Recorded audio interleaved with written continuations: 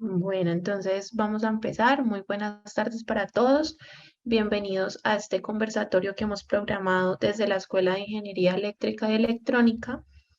En este momento Luisa les va a enviar un link para que por favor llenen la confirmación de asistencia y al final de la charla se les pueda enviar el certificado de participación. Entonces, sin más preámbulos, les damos la bienvenida a la charla Acercamiento al cambio climático y uso de la energía. Para hablar de este tema nos acompaña el ingeniero Sebastián Giraldo. Sebastián es ingeniero electricista con una maestría en sistemas de energía sostenible de la Universidad de Edimburgo de Reino Unido. Él hace parte del equipo de ingeniería de la empresa Guide Power, que desarrolla proyectos sociales alrededor del mundo, y ellos buscan desalinizar agua o energía en zonas aisladas utilizando energía solar fotovoltaica y sistemas de almacenamiento de energía. Entonces, pues ya dejo la conferencia en manos del ingeniero Sebastián para que él haga su presentación. Muchas gracias por aceptar nuestra invitación. Bueno, gracias. ¿Me puedes confirmar si estás viendo la pantalla azul con el código QR? Bueno, antes de empezar, quisiera que las personas que quieran participar en unas breves encuestas durante la conferencia, pues pueden ingresar a slido.com, registrarse con el número 985, ese que está en la pantalla, o escanear el código QR con su celular y colocar su nombre para que participen durante la charla en las preguntas y demás. Como lo dijo la presentación, la charla está enfocada en el tema del calentamiento climático y el uso de la energía. Las preguntas las pueden hacer a través del chat en cualquier momento. Eso sí, no garantizo que las responda inmediatamente, pero al final habrán espacios para hacerlo. Tengo una maestría en sistemas de energía sostenible y básicamente lo que estoy presentando aquí fue todo lo que me enseñaron durante ese año en Reino Unido. Y si al terminar la charla pues tienen más preguntas de las que empezaron, esa es la idea. Que se vayan con muchas preguntas. No, lo que yo voy a presentar aquí está soportado con los datos que yo tengo, que encuentro, que he estudiado. Si alguna persona tiene una opinión diferente, pues sería bueno también que, que, se soporte con otros datos, pero que también tenga una vista global de todas las opiniones y contribuya al discurso de esa manera. Para, para empezar, vamos a ver si nos deja perdón. Si alguna persona ya se ha registrado y ve las preguntas en la página o en el celular, le agradecería que respondan a esta encuesta solo para verificar que la aplicación esté funcionando bien. Está muy bien, vamos a dar unos segundos para que más personas se conecten. Si no, continuaremos. Igual se pueden conectar más adelante para participar en las otras preguntas. Bueno, vamos a dar unos segunditos. Al menos hay una persona que participa. Bueno. Aquí dicen, ¿consideras que las emisiones de CO2 deberían reducirse a cero? Sí, dos personas, sí. Esperemos a ver si hay una tercera. No hay una respuesta correcta, solo como para ver la audiencia qué piensa. Bueno, entonces, la importancia, vamos a hablar primero de la importancia del efecto invernadero y el balance energético. Entonces, ¿por qué es importante hablar sobre el efecto invernadero? Porque muchas personas piensan que el efecto invernadero es un tema nuevo, primero, y también es un tema nocivo para el medio ambiente, para la tierra, para nosotros. Pero cuando uno busca en la literatura, se da cuenta que gracias al efecto invernadero es que puede desarrollarse la vida humana en la tierra, o pudo desarrollarse la vida humana en la tierra en el pasado. Y la gente de pronto no entiende esto y dice, ¿cómo? Pues cómo es que si no existiera el efecto invernadero, la tierra estaría alrededor de menos 18 grados por su distancia al sol y por sus condiciones.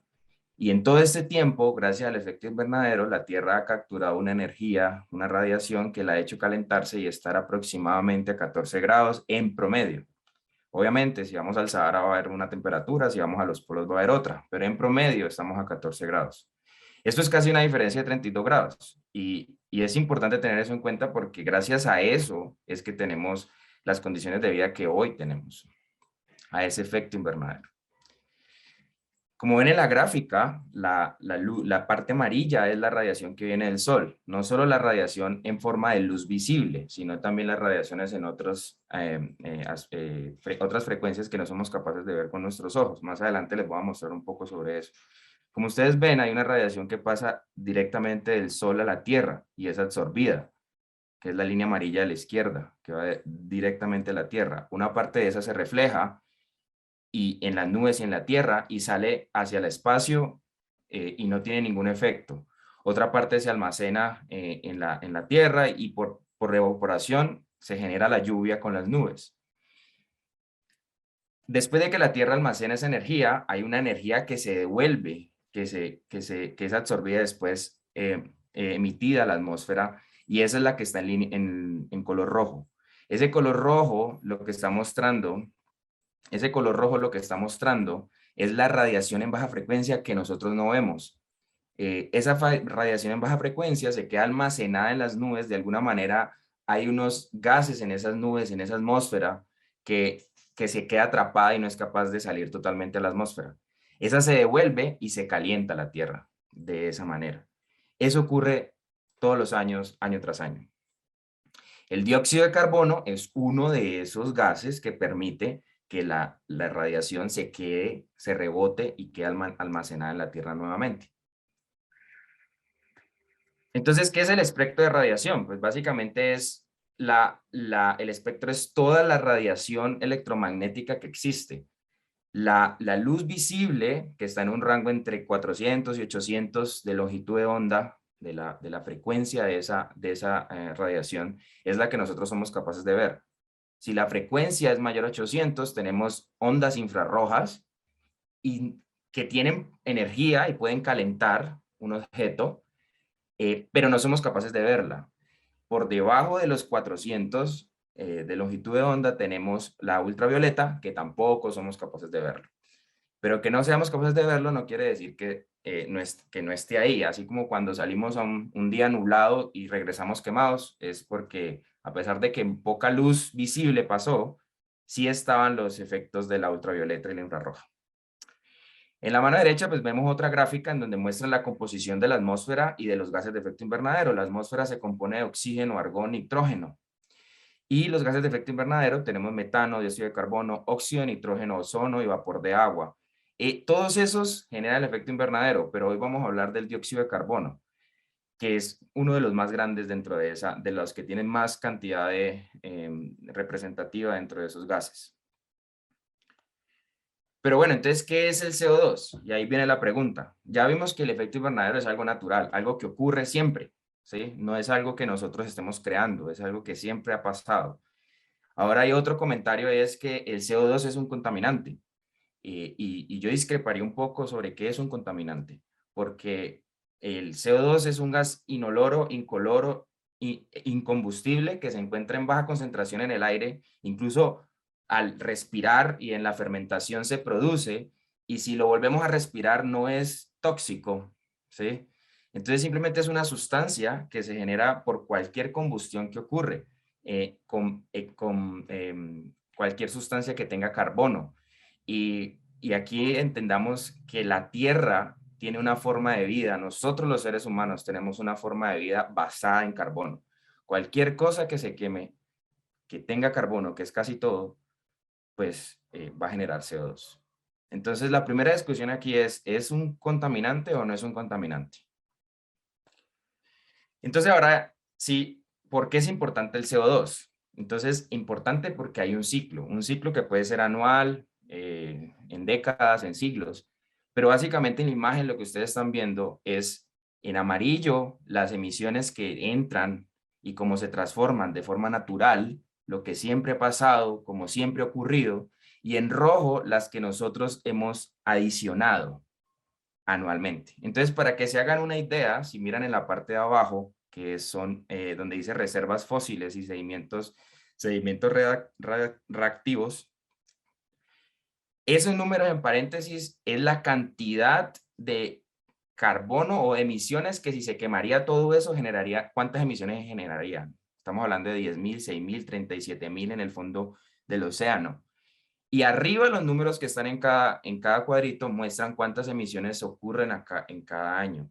Entonces, si miran a la izquierda donde dice fotosíntesis, hay una energía que las plantas atrapan de la fotosíntesis, haciendo la fotosíntesis, que es una energía, unas emisiones que atrapan. Y también hay otra que expulsan a través de lo que se llama la respiración de las plantas. Hay otras que las toman los cultivos, otras que las toman la tierra como tal, la descomposición en la tierra. En los océanos también ocurre la fotosíntesis y hay como entran emisiones, captura emisiones y generan emisiones, pero es un balance, siempre hay un balance. Pero en rojo resulta que llega la actividad humana y empieza a generar unas emisiones. Esas emisiones necesariamente no están mal. Resulta que, como ven en el océano, al lado del número 90, hay un +2. Quiere decir que de esas emisiones que año a año nosotros generamos, dos de esos, digamos, gigatones de carbono son capaces de ser absorbidos por el océano. Otras tres son capaces, a la izquierda, si ven en la fotosíntesis, son capaces de que lo hagan las plantas, pero nos quedan faltando 4 gigatones de carbono que nadie es capaz de absorberlo. Y eso es lo que se va a la atmósfera y es lo que ha venido aumentando eh, la concentración de CO2. Pero ese proceso es un proceso natural. Ahora, que haya un desbalance en el ciclo es lo que tenemos que hablar. Entonces ahora viene otra pregunta. ¿Consideras que el cambio climático es originado por las acciones humanas? Para las personas que no estaban al comienzo, pueden unirse en slido.com, colocar el código que aparece en pantalla, colocar su nombre y pueden votar. Otras personas que quieran hacerlo directamente con el código QR también lo pueden hacer. Al principio de la charla participaron creo que 2 o 3 personas. Vamos a dar unos segunditos a ver cuántas personas participan.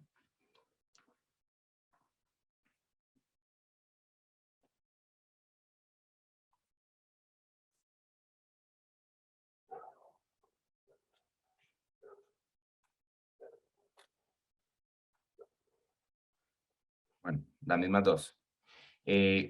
No, como les digo, no hay una respuesta, digamos, correcta. Digamos que basados en las evidencias podríamos inferir algo. Pero a través de la charla vamos a ver que hay una gran cantidad de pruebas de que indican de que las acciones humanas han intervenido en que los gases de efecto invernadero se aumenten, específicamente el CO2. Bueno, participaron 3. En las siguientes, si alguien quiere registrarse, puede seguir registrándose y votando. Al final vamos a tener un quiz muy fácil y va a haber una tabla de ganadores. Entonces ahí viene. Si son efecto de las acciones humanas, entonces, ¿cómo podemos probar esto? ¿Sí? ¿Cómo podemos decir que sí? Porque cuando estalla un volcán, cuando hay un tornado, cuando hay una inundación, cuando hay un terremoto, también se desprenden cantidades de CO2 y digamos que las magnitudes de poder de la Tierra, de la atracción gravitatoria con el Sol, con otros planetas, son energías enormes que ni siquiera la bomba atómica más poderosa que el ser humano ha construido podría compararse con esas cantidades de energía. ¿Cómo podríamos pensar que nosotros tan insignificantes podríamos ser capaces de cambiar el clima? Y esa ha sido la mayor incógnita en los años 2000 hacia acá, y yo creo que hoy ya eso está más que comprobado de alguna manera.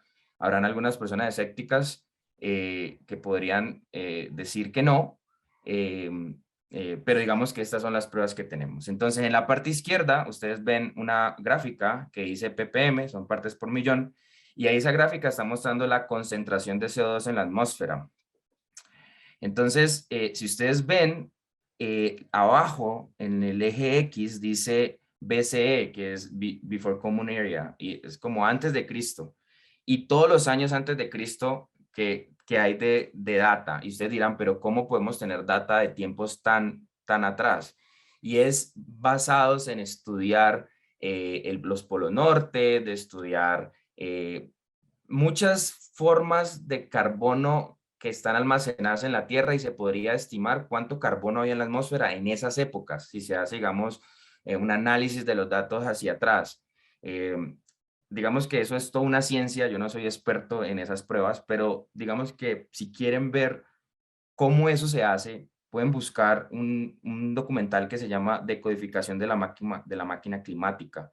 Es muy bueno y ahí explican básicamente qué pruebas se han hecho para descubrir esto, ¿sí? Entonces, como ven, en el 2018, obviamente la ventana de datos es en el 2018 es muy cortica y ustedes ven un pico que dice mundo, world, y evidentemente se aumentaron, ¿sí? Y si le hacemos un zoom a eso cerquita del 2018, verían la gráfica del extremo de la parte de arriba derecha, que se ve ya más suave desde 1723 aproximadamente, después de 1800, más o menos después de la revolución industrial y la creación del motor a vapor, ¿sí? Y se ve un aumento en las emisiones. Si se mira abajo, en la parte derecha de abajo, ustedes ven también un eje X que está entre 1800 y 2019 y ven una línea promedio máxima y baja de cómo ha variado la temperatura global. Y si ustedes ven, después de 1990 hay una clara tendencia de aumento. Entonces, si alguien que no es científico ve estas gráficas, diría, claro que hay una relación, pero hay que ir más allá para poder decir que esas dos cosas están relacionadas. Ahora, si alguien nos dice, bueno, pero ¿cómo lo podemos relacionar? Entonces, alguien se tomó la tarea de también ver la temperatura en años, en tiempos pasados. Y como ustedes ven abajo, también está antes de Cristo. Cómo el CO2, cómo estaba el CO2 en el pasado y cómo estaba la temperatura. Entonces, basado en esos datos, yo puedo decir que a medida que aumenta el CO2, la temperatura del planeta también aumenta. Y eso ha pasado por años, años y años. Entonces, sí es válido decir que si aumenta el CO2, la temperatura está aumentando, la temperatura del planeta está aumentando. Están directamente relacionados. Entonces, ahora viene, bueno, pero eso es malo, es bueno, porque se han escuchado muchas veces que la Tierra ha tenido deshielo, se ha congelado, se ha descongelado. Para el planeta no es malo, el planeta no es un ser vivo, ¿sí? Simplemente si hay un calentamiento global o un enfriamiento global, porque también lo puede haber, simplemente el planeta se va a reacomodar. Ya la temperatura promedio no será 14, será 18, 16. Donde hay mares no habrá mar, donde hay desierto no habrá desierto. Y el planeta solo se reconfigura y los animales y todo morirán también algunos, pero otros se reubicarán fácilmente. El problema somos nosotros. ¿Y por qué? Porque toda nuestra civilización ha crecido alrededor de fuentes de agua, ha crecido en su gran mayoría, ha crecido con unas condiciones de vida que dependen del sitio, de las comodidades que hay de la facilidad de obtener recursos. Y esto es lo que está en peligro, de que se aumenten los mares, de que haya escasez de agua potable, que cambien la época de lluvias para el tema de la comida y la agricultura, etcétera. Ya se empiezan a ver efectos de esto, que por ejemplo ahorita cientos de ríos secos en Europa a niveles que nunca se habían visto, en otras partes inundaciones como en Estados Unidos, en algunas ciudades de Estados Unidos costeras, bueno, etcétera. Se dice que para el 2050 algunas ciudades estarán bajo el agua, como se ve en la imagen. Pues creo que todos los que estamos viendo esto podríamos perfectamente llegar al 2050 y ver eso. Entonces, lo que venía, ¿qué está ocasionando el aumento del CO2? ¿La actividad humana o la fluctuación natural del planeta? Entonces, ahí es la discusión, ¿sí? Entonces, los aviones, los carros, la industria, la actividad del día a día de las personas, o el deshielo, o es un tema ya astronómico por fuerzas gravitatorias, o los volcanes, o qué sé yo. Entonces, antes de eso, pues vamos a hacer otra pregunta. ¿Qué recurso energético técnicamente aprovechable es el más abundante en el planeta? Y esto es algo, es algo que siempre yo me he preguntado. De pronto la respuesta la conocen ustedes y los que quieran participar pues pueden volverse a registrar, o si ya están registrados solo es volver a clic, les aparecerá la encuesta en la pantalla de la página slido.com. Bueno, hay Qué una pena. persona que ya contestó. Vamos a dar unos 60 segundos. 2 personas. Ahorita hicimos 3 o 5, algo así. Hay 16 participantes conectados, entonces uno soy yo, el otro puede ser profesor Ferley, o sea que hay 14, 15, más o menos. Bueno, si llegamos a 5, ya paso. Listo. Entonces sí, más o menos el 33% de las personas dijeron el carbón y están en lo correcto. Las otras personas que respondieron sol están en lo correcto si la pregunta no dijera técnicamente aprovechable. Sí. La fuente solar es inmensa, pero para poder aprovecharla tendríamos que cubrir los mares, la tierra y tener una producción de silicio brutal para poder llegar a comparar con la cantidad de energía que podemos obtener del carbón y las reservas aprovechables del carbón. Esto no quiere decir que sea bueno generar con carbón, solo estoy diciendo cuál es la más o la técnicamente aprovechable y más abundante del planeta. Entonces, y esto me lleva a esta pregunta, entonces, la evolución de la energía primaria. Entonces, está muy conectado y de pronto en esta charla hay ingenieros electricistas y nosotros pensamos que todo es electricidad, pero esto no se trata de electricidad, se trata de energía. Y la electricidad, si bien es importante dentro de la civilización actual, no es la más dominante en términos de energía, como ustedes lo ven en la imagen. Entonces, hay un micrófono prendido. Entonces, si ustedes ven la imagen, es una gráfica de energía en términos de terawatt-hora, pero no está hablando de electricidad, está hablando de energía. Y en el eje X ven los años. Después de la revolución industrial y la creación del motor a vapor, como ustedes lo ven más o menos después de 1800, se empezó, ya había un consumo de energía a través de la biomasa tradicional. ¿Qué es la biomasa? Cocinar con carbón, con madera, quemar cosas, etcétera. Eso siguió así hasta hoy. Si ustedes ven la gráfica marrón, siguió así hasta hoy. Pero a medida que empezó a ver el desarrollo de la máquina a vapor, ¿cuál fue la fuente que más se pudo aprovechar? Pues el carbón. ¿Por qué? Porque es la más abundante y técnicamente más fácil de extraer. Y en esa época, pues las habilidades para extraer minería pues eran limitadas y el carbón estaba ahí disponible y sigue estándolo hoy. Y a medida que empezó a aparecer el motor a gasolina y en general la televisión, la aviación, pues empezaron a ver que también se podía utilizar gasolina y también se puede utilizar gas, ¿sí? Y después también se puede utilizar para otras cosas, pues, energía como la electricidad. Entonces estamos la energía hidráulica, el viento, el agua, el viento, el sol y los biocombustibles. Pero eso fue ya más al final de nuestra época y claramente la cantidad de energía de carbón y la dependencia que tenemos de fuentes de combustibles fósiles es enorme, es enorme, es enorme. Y reemplazarla va a ser bastante difícil, por no decir imposible, pero va a ser bastante difícil.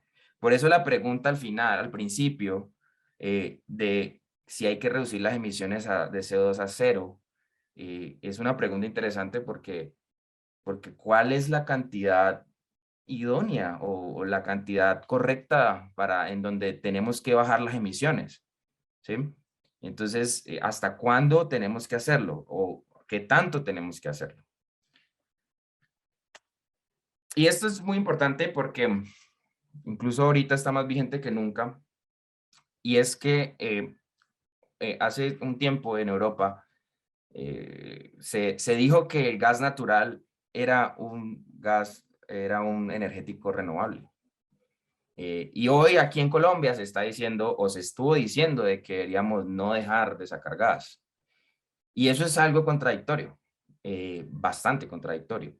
Entonces, a veces yo le pregunto a la gente por qué el gas natural se considera como si fuera renovable, o por lo menos no renovable, sino un partner de las energías renovables, no convencionales. Y es por esta razón, porque básicamente al quemarlo o generar energía, hacer combustión con él, genera la mitad de kilogramos de CO2, casi la mitad, que hacerlo con gasolina. Y casi un tercio de hacerlo con carbón. Entonces, si usted tiene una planta de carbón y la cambia por gas natural, ¿sí? Usted está reduciendo casi un tercio de sus emisiones. Y es simplemente química, lo que ustedes ven ahí. Química con los pesos atómicos y la cantidad de energía, el contenido energético de cada elemento. Y usted termina con esto. Entonces, cuando decimos que utilizamos carros a gas natural, que lo cambiamos por gasolina, pues básicamente usted puede ver que se está reduciendo casi a la mitad las emisiones. Y en el tema de energía, de electricidad, cuando se está generando con carbón, pues estamos casi en un tercio. Entonces, decir que generar con gas se podría decir de que es un energético de transición porque evidentemente reduce las emisiones. Y como vimos al principio, hay que reducirlas a cero.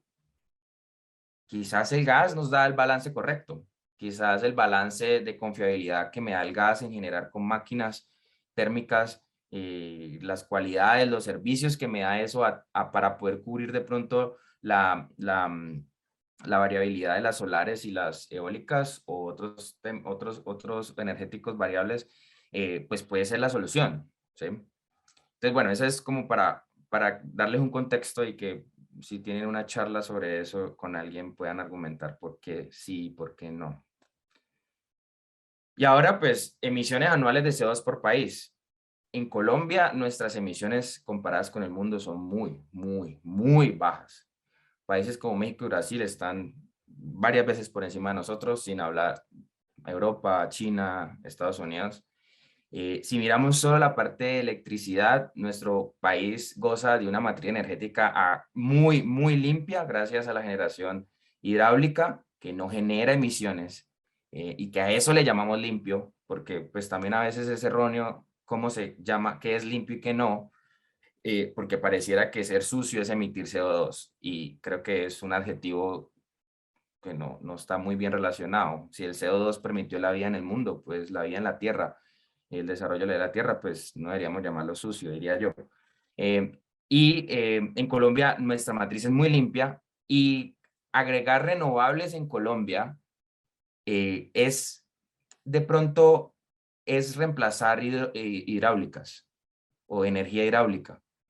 No tanto desplazar el gas, no tanto desplazar el carbón. Entonces, casi que estamos cambiando una energía limpia por otra, o una energía que no emite CO2 por otra, y el efecto neto a 2019, sin importar cuánta solar y eólica ingresemos, no va a ser tanto en emisiones. Porque además, como ya lo dije, el sector de energía, electricidad, no es el que más emite en Colombia. Y entonces ahí pasamos al siguiente.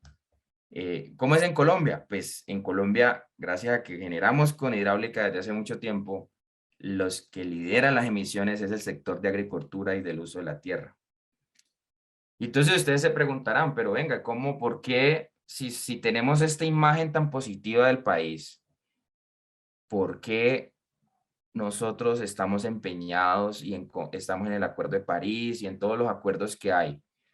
Yo les diría, primero, porque la única manera de cambiar el planeta es que todos se comprometan a hacer algo, así lo que se comprometan sea minúsculo, como es lo que tiene que hacer Colombia. El consumo de energía de Colombia es mínimo comparado con Estados Unidos, las emisiones son mínimas, pero tiene que haber un compromiso de todas las naciones para poder que algo se lleve a cabo. Así las más pequeñas tengan que sufrir un poco más por su desarrollo económico, pero tiene que hacerse. Y segundo, porque no solo hay que ver quién emite, sino que también hay que ver quién va a ser el que más va a salir afectado.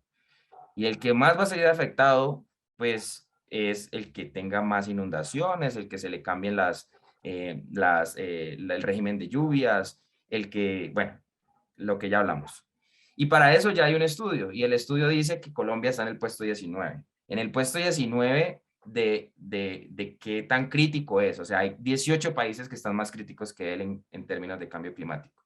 Y son más de 100 países en esa lista, o más de 150 países, algo así. Entonces, usted dirá, obvio, tenemos que comprometernos porque por estar en el trópico vamos a ser uno de los países que más va a sufrir por el calentamiento global. Y por eso, a pesar de que no emitamos tanto, tenemos que hacer todo lo posible para mostrar voluntad política como país y que los demás también la muestren. Bueno, y esta es la parte más interesante, porque todos estamos aquí sentados mirando la pantalla y estamos diciendo, sí, que coloquen renovables, sí, dejemos compremos carros eléctricos, carros a hidrógeno, queremos hacer que sea el mundo el que se acomode, las empresas que se acomoden, pero no vemos que los que realmente estamos causando el problema son todos nosotros, somos todos nosotros con acciones individuales. Y esta gráfica es muy importante porque esta gráfica muestra cuánto cuesta solucionar el problema de las emisiones, cuánto cuesta reducir o dejar de emitir emisiones por acciones.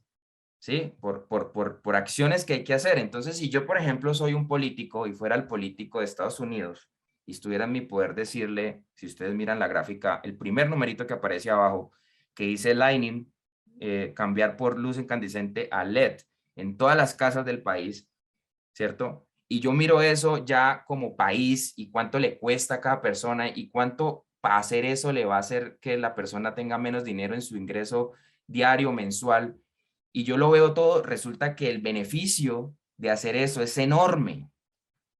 Es tan enorme que tiene números negativos.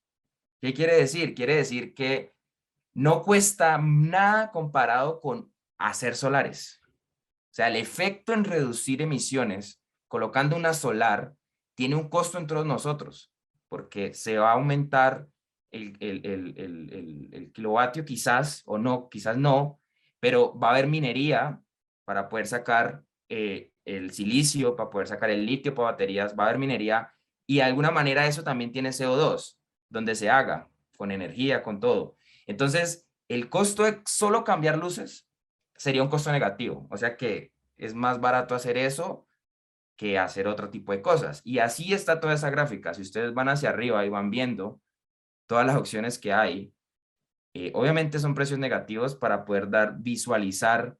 Usted podría mover el eje cero hacia abajo y sumar todos los valores, pero es como para que se visualice cómo las acciones individuales de cada persona, de cada empresa, cambiando por motores más eficientes, haciéndolo, no sé, con biodiesel, pequeñas centrales hidroeléctricas, reduciendo el tema orgánico. Bueno, hay muchísimas formas de hacerlo, cambiando la eficiencia, sobre todo la eficiencia en equipos electrónicos, en electrodomésticos, en neveras, en muchas cosas, tienen un efecto mayor que en términos porcentuales, que como ustedes ven, hacer una planta, por ejemplo, solar, que si la ven está casi que a la derecha en el punto 30. Obviamente esta gráfica es del 2000, creo que en el 2018 o algo así. Ahorita puede ser que esto ya esté más actualizado y el precio de silicio y todo eso se haya reducido un poco, pero aún así hacer viento, hacer plantas más eficientes. Y algo muy importante, que es lo más caro aquí, ustedes se preguntarán, ¿qué es Gas Plant CCS? CCS es captura de carbono.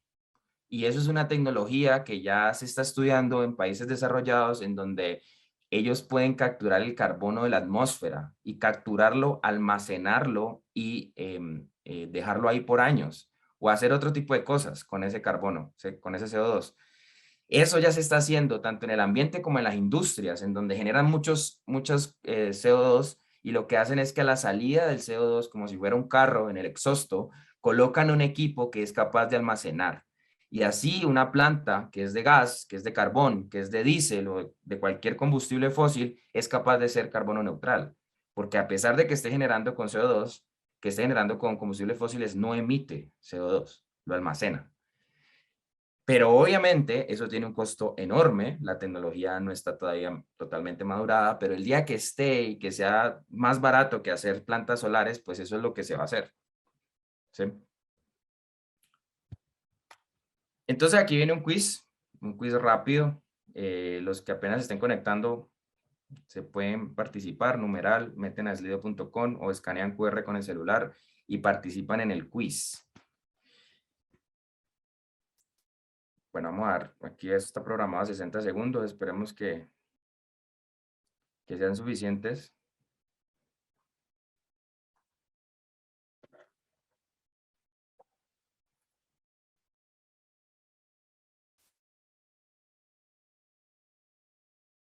Bueno, hay 3 personas, ahorita logramos 6.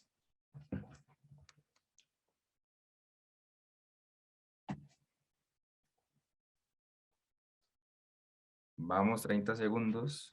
5.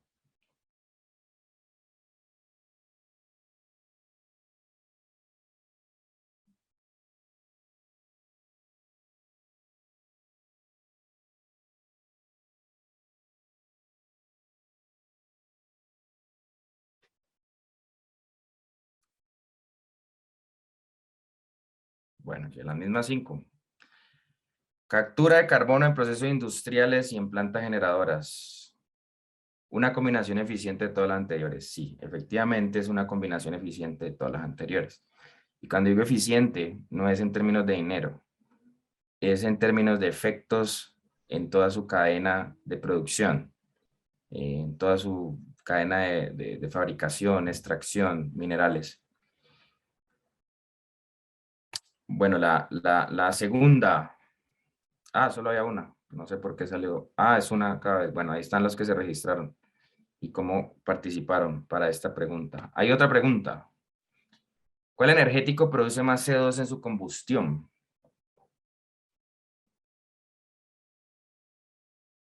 Solo son 3.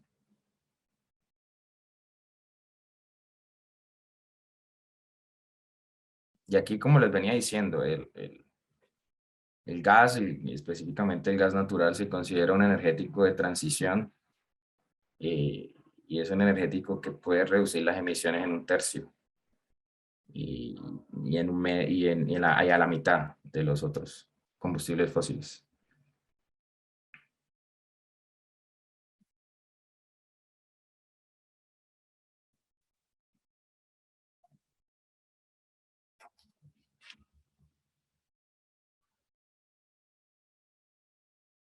Bueno, creo que ya participaron los mismos 5. Evidentemente, el carbón es un combustible fósil que contamina, y diría contamina, no, genera mucho CO2. Mira, uno hasta se graba las palabras que escucha. Contaminar, no creo que sea la palabra para el CO2, como decíamos al principio de la charla, el CO2 gracias al CO2 se estabilizó la temperatura de la Tierra y generó que se desarrollara vida en el planeta. Pero es otra cosa importante ver aquí. El carbón, cuando hay combustión, no solo se genera CO2, también se genera material particulado. Y dependiendo del carbón que se esté utilizando, se puede llegar a generar algún tipo de contaminante tóxico para la vida del ser humano. Entonces, de pronto, reduciendo la generación de carbón también se reduce bastante los problemas de corazón, los problemas respiratorios y demás. Y esto es algo interesante que alguna vez leí, y es donde hay plantas de carbón cerca, generación de carbón, o donde hay quema, como en el Valle del Cauca, de caña no controlada. Ese material particulado es tan alto que está directamente relacionado con los problemas de corazón y problemas de temas neuronales en el cerebro, perdón, neuronales no, temas, bueno, se me escapó el nombre. Bueno, temas relacionados cardiovasculares.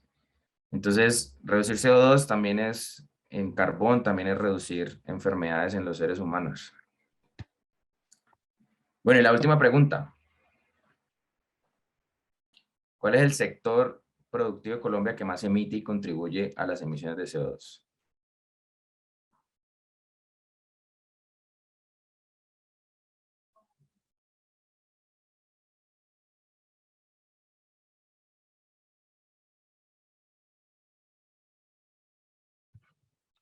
Bueno, pero las personas que vayan a ver la presentación online o en Facebook o en YouTube, las encuestas quedarán abiertas y si la ven, pueden participar posterior hasta el 30 de agosto. Bueno, ya más o menos todos. Exacto, el sector del uso de la tierra es el que más emisiones de CO2 genera. Bueno, ahí ganó David Garibello. Muy bien, David. Bueno, aquí hay algunos links de interés para que ustedes miren, saquen sus propias conclusiones. Es muy interesante. En este momento vamos a ver uno de ellos que quiero mostrarles y se llama el Sankey. Es un diagrama que muestra cómo, de dónde se produce la energía por país y hacia dónde va. Y ahí vamos a hacer unas inferencias sobre el tema actual de Colombia. Entonces, vamos a ver si me abre aquí. No sé si están viendo mi pantalla todavía, pero espero que sí. Vamos a buscar Colombia en el lado izquierdo. Sí, sí se ve. Gracias. Vamos a buscar Colombia en el lado izquierdo. Y esta es la imagen de Colombia de hasta el 2019, de cómo se produce la energía, de dónde se produce y hacia dónde va. Entonces, si miran en la parte de abajo, vamos a empezar de abajo hacia arriba. La línea azul es hidráulica, ¿sí? Energía hidráulica. Y cuando estamos hablando de energía, les recuerdo, no estamos hablando de electricidad, estamos hablando de energía. Y este gráfico está hecho en millones de toneladas de gasolina equivalente, o de petróleo equivalente. Quiere decir que todos los energéticos que están aquí se colocan bajo las mismas unidades para poder saber cuánta energía de qué estoy necesitando, porque no es lo mismo pues comparar una eléctrica de tantos terawatts de energía, terawatt hora de energía y una planta que tiene una capacidad de quemar carbón o producir gasolina para carros o transporte. Entonces vamos a hablar en megatons, pero haga de cuenta de que esto es un valores absolutos y estamos comparando en porcentaje todo lo que tenemos. Entonces en azul, si ustedes ven, está la producción de energía a través de hidroeléctricas. Y como ustedes ven, el numerito que aparece ahí cuando me paro encima es 4.69 megatón. 4.69 en el 2019. Esa energía pasa derechito y se va para las estaciones de transformación, las estaciones de las subestaciones. Alguna de esa energía también viene de otras fuentes. Esas otras fuentes son solar, viento, lo que se genere aquí en Colombia o en los países que sea cuando entren a ver otros países. Además de eso, también tenemos una partecita que viene del gas. Si ustedes la ven por aquí, que es un azul como más más clarito, más oscurito, también viene una energía que viene del gas para generar electricidad y también un poquito de carbón y un poquito de gasolina o diésel. Y todo llega aquí y hay unas pérdidas y se transforma y pasa aquí en esta, que es como agua marina. Si ven, también hay una línea agua marina que viene directamente desde acá y esto hace referencia a la energía importada. Nosotros en ocasiones importamos energía de Ecuador. Entonces, se viene y se une aquí y toda esta energía que es electricidad, porque estamos hablando de power stations, que son subestaciones, está convertida en electricidad, esta energía se utiliza para otros que son temas de demanda residencial, comercial, etcétera, transporte alguna para temas de movilidad eléctrica y otra para industria, ¿sí? Así se distribuye la parte de electricidad. Eso es luces y demás, motores, todo lo que tenga electricidad. Pero también tenemos una parte importante de gas que no se va para electricidad, sino que se va para el consumo, que es la parte de aquí, esta línea de aquí, que se va para el consumo de transporte, se va para el consumo de residencial, gas natural, y para el consumo de procesos industriales, ¿sí? Que es una gran parte. Si nos paramos aquí y miramos cuánto es en megatons, esos son 11.95. Digamos que son 12 megatons. Si comparamos eso con la producción que tenemos hoy en energía eléctrica por agua, esos son 4.69. Quiere decir que es un poquitico más del doble de lo que consumimos en energía a través del gas, no solo eléctrica, sino de las demás cosas.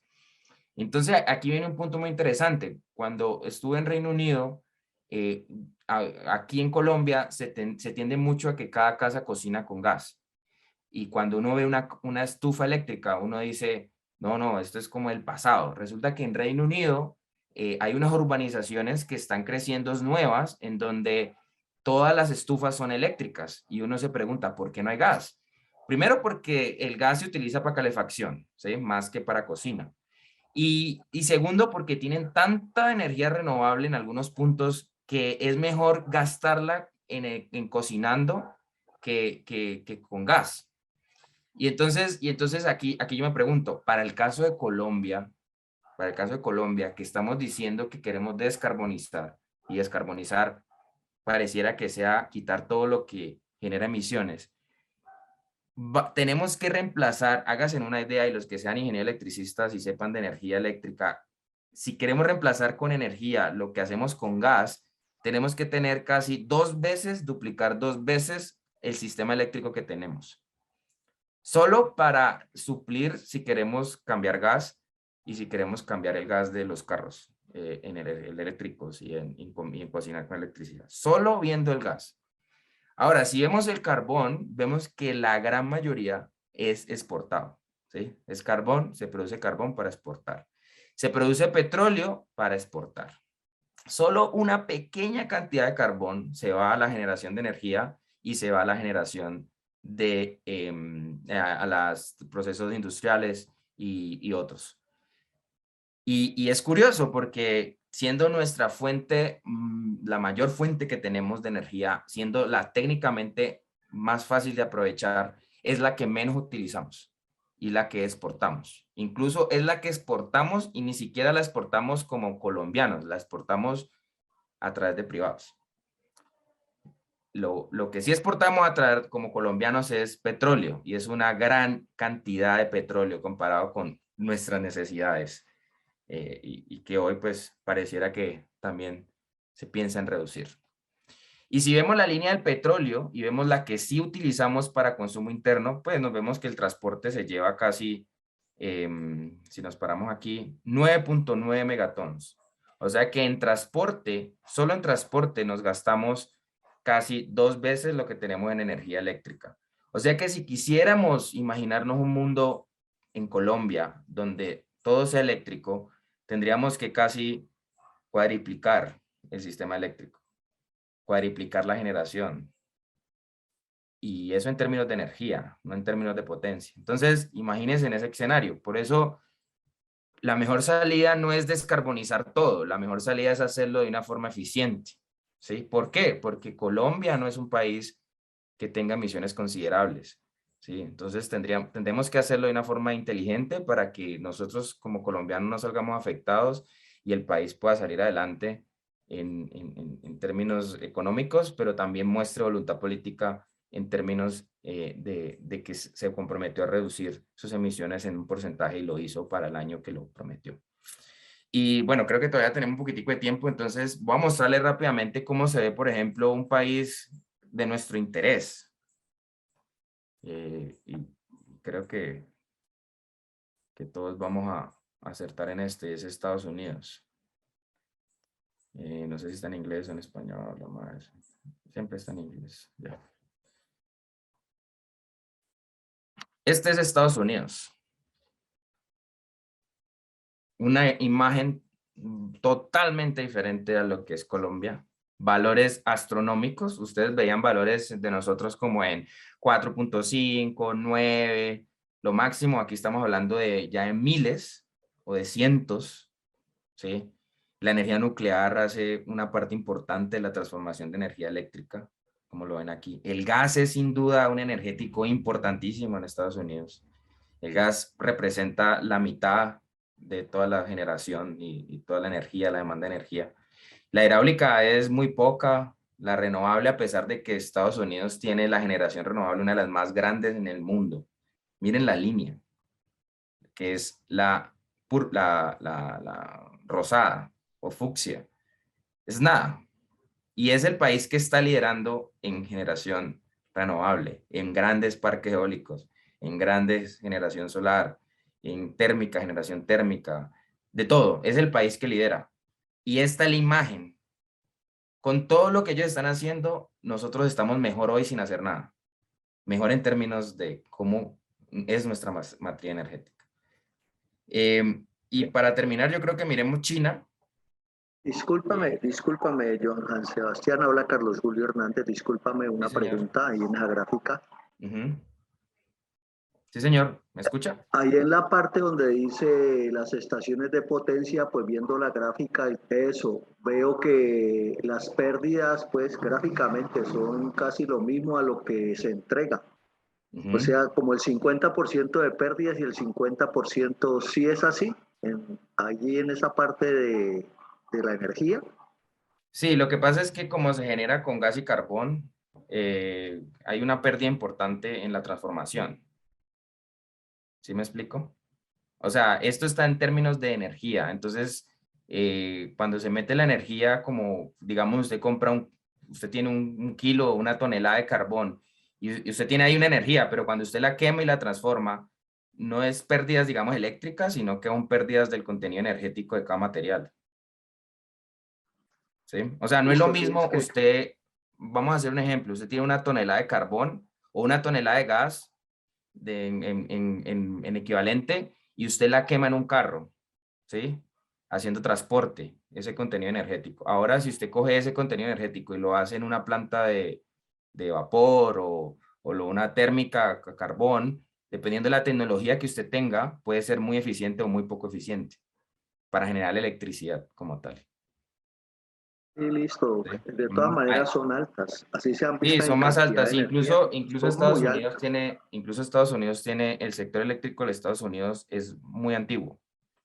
Las subestaciones, las líneas, todo es muy antiguo. Estados Unidos es un país muy práctico y si las cosas funcionan bien, déjelas ahí. No, yo creo que un ingeniero electricista que se vaya a Estados Unidos se puede encontrar fácilmente en una subestación, relés electromecánicos, en todo lado. Y eso en Colombia es bastante curioso. Pero sí, es importante. Obviamente, si puedes entrar y aquí te explican de cómo sacaron cada cosa, de dónde la sacaron, todo lo puedes ver. Fácilmente lo es. Bueno, veamos China, pero gracias por la apreciación, es la mitad aquí, sí, en Muchas gracias. sí. Vamos a ver China rápidamente, creo que República, no, China no está por China. China, esta. Es de China y es China. Y ustedes se preguntarán, ¿será que China tiene tanto carbón? China es dueña de las grandes reservas de carbón del mundo. Eh, Al mismo tiempo, China es la líder en generación renovable.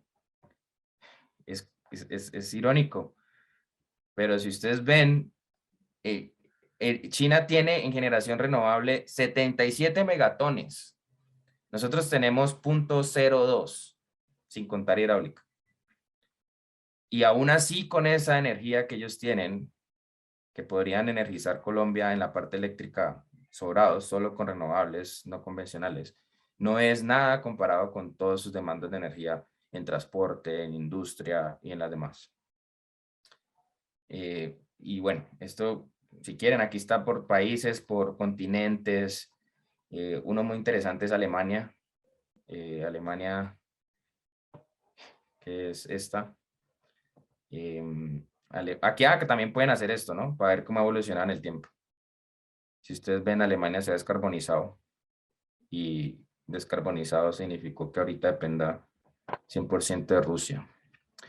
Todo es importado. Sí. Ujú.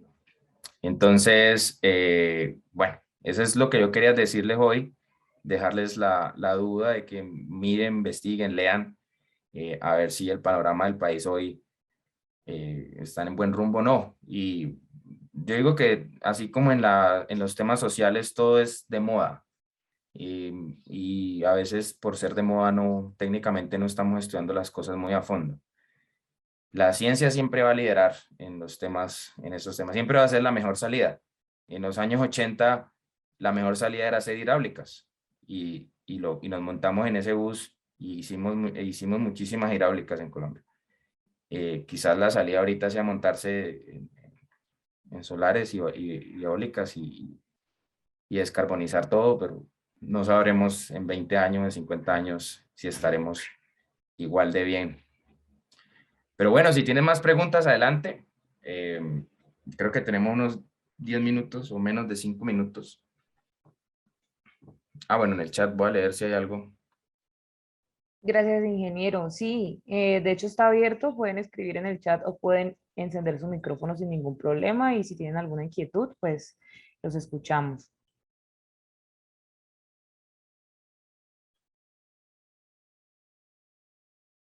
Bueno, hay que, más que pregunta es como reafirmando las preguntas. Sí, el problema es que las encuestas y el quiz ya estaba programado y si alguien no alcanzó, qué pena. Pero todavía pueden votar y si quieren vuelvan y entren y ahí aparece. Bueno, Luisa, no sé si tienes más. Bueno, ¿puedes compartir sitios web de donde encontrar información de estos temas? Sí, ya les pongo la presentación. En la última página está en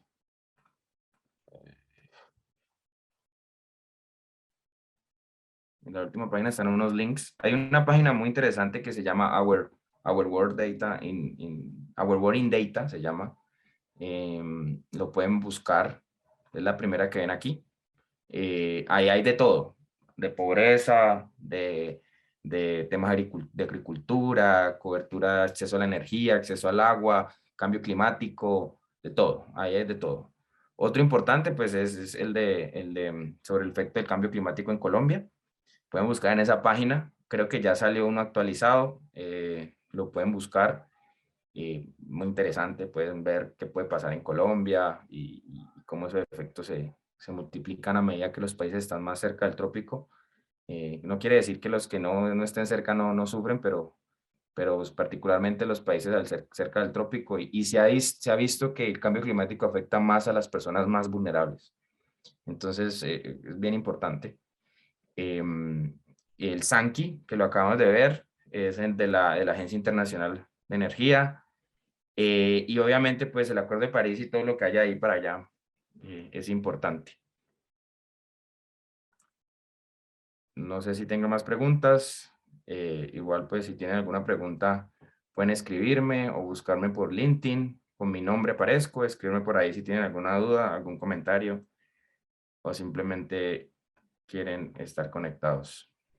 Disculpe, ¿puede colocar en el chat el link donde dice que podemos entrar a volver a votar a los que faltamos en algún Sí, momento? solo tienen que entrar a Slido,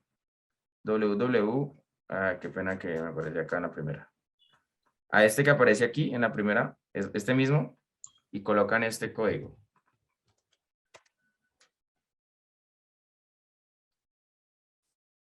Creo que sigue disponible. Si no sigue disponible, ya mismo miro y les dejo disponible Bueno, Luisa, yo creo que ya llegamos al final.